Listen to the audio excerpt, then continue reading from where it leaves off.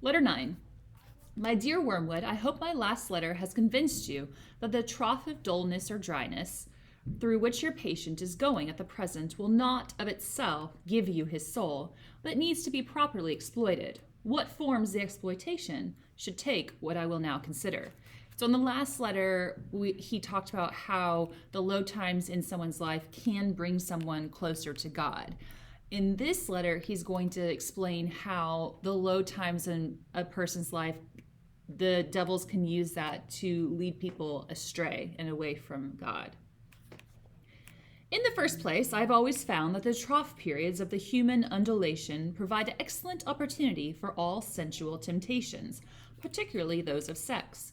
This may surprise you because, of course, there is more physical energy and therefore more potential appetite at the peak periods. But you must remember that the powers of resistance are then also at their highest. The health and spirits you want to use in producing lust can also, alas, be very easily used for work or play or thought or innocuous merriment. The attack has a much better chance of success when the man's whole inner world is drab and cold and empty.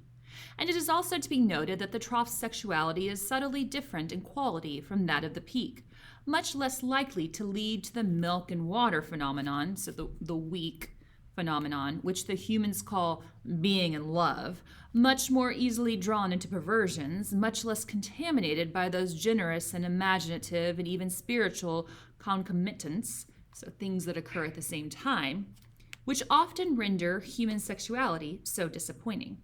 It is the same with other desires of the flesh. You are much more likely to make your man a sound drunkard by pressing drink on him as a painkiller when he is dull and weary, than by encouraging him to use it as a means of merriment among his friends when he is happy and expansive.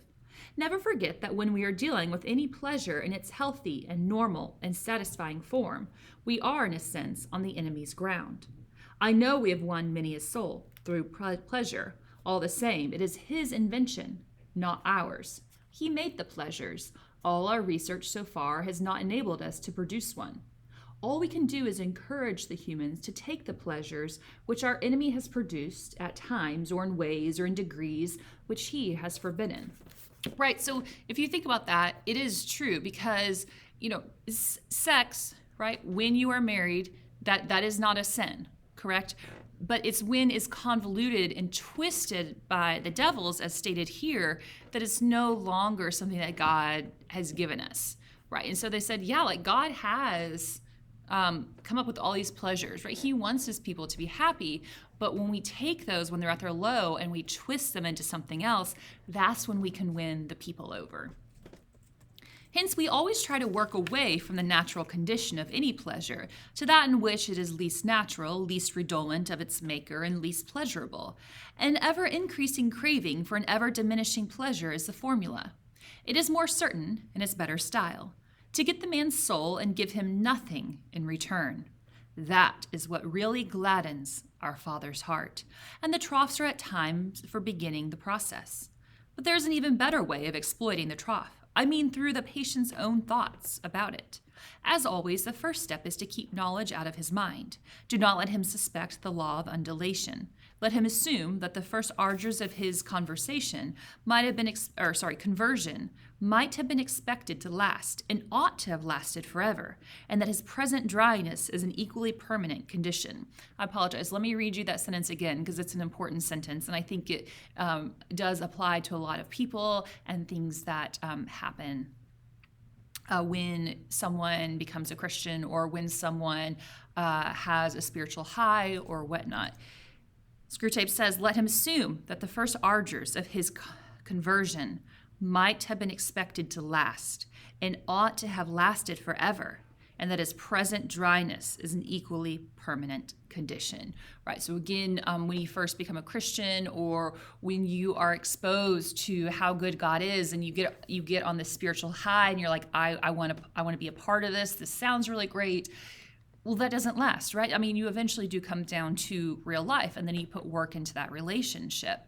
And so Screwtape acknowledges that that happens. And then here he says, what we want to do is to encourage people that period of dryness where you're trying to figure things out and how to have that relationship, but you know what? That doesn't change. That just lasts forever. You're always going to feel like, ugh, what's next? Forever, right? There's no moving past that. There's no, having that relationship with him and growing in that relationship with him once you figure things out. And so he said, let's focus on that feeling of the period of dryness in someone's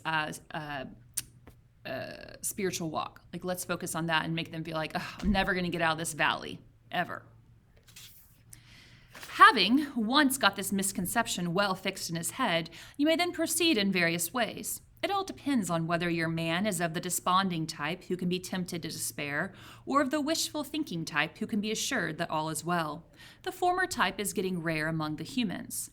If your patient should happen to belong to it, everything is easy.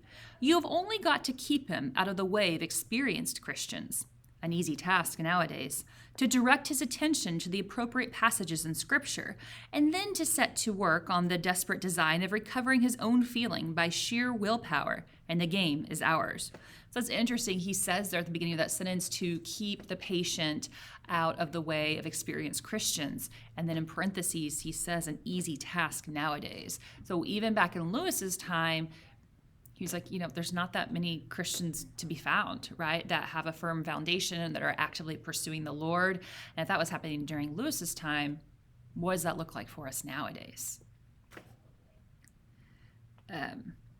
If he is of the more hopeful type, your job is to make him acquiesce in the present low temperature of his spirit and gradually become content with it, persuading him that it is not so low after all.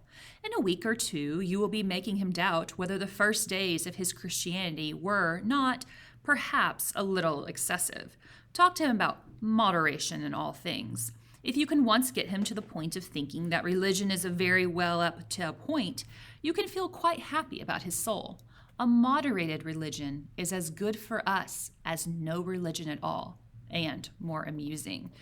And I think this is very applicable for people who do go on mission trips a lot of times, where they come back and they really want to be on fire for the Lord, and they're like, okay, what's my next step? Okay, give it a week or two. Are those people still feeling that, right? And Screwtape here says, make him doubt whether the first days of his Christianity were not perhaps a little excessive. Okay, let me be more moderate about what I believe and in my actions and how much I'm reading my Bible. Like, let me be moderate about that, right? I got other things going on in my life that are really important, and I don't want to come across as like too much to some people. However, okay, let's go back to the Bible. Revelation 3:15-16 says this: I know your deeds, that you are neither cold nor hot. I wish you were either one or the other. So because you are lukewarm, neither hot nor cold, I'm about to spit you out of my mouth. And Screwtape reiterates this idea about being lukewarm in the last sentence of that paragraph when he says, a moderated religion is as good for us, devils, as no religion at all, and more amusing. Another possibility is that of direct attack on his faith. When you have caused him to assume that the trough is permanent, can you not persuade him that his religious phase is just going to die away like all his previous phases? Of course, there's no conceivable way of getting by reason from the proposition, I'm losing interest in this, to the proposition, this is false. But as I said before, it is jargon, not reason, you must rely on. The mere word phase will very likely do the trick. I assume that the creature has been through several of them before, they all have, and that he always feels superior and patronizing to the ones he has emerged from, not because he has really criticized them, but simply because they are in the past. You keep him well fed on hazy ideas of progress and development and the historical point of view, I trust, and give him lots of modern biographies to read. The people in them are always emerging from phases, aren't they? You see the idea, keep his mind off the plain contrast between true and false. Nice shadowy expressions, it was a phase, I've been going through all that. And don't forget the blessed word, adolescent, right? It was an adolescent phase, I've grown out of that. Your affectionate uncle, Screwtape.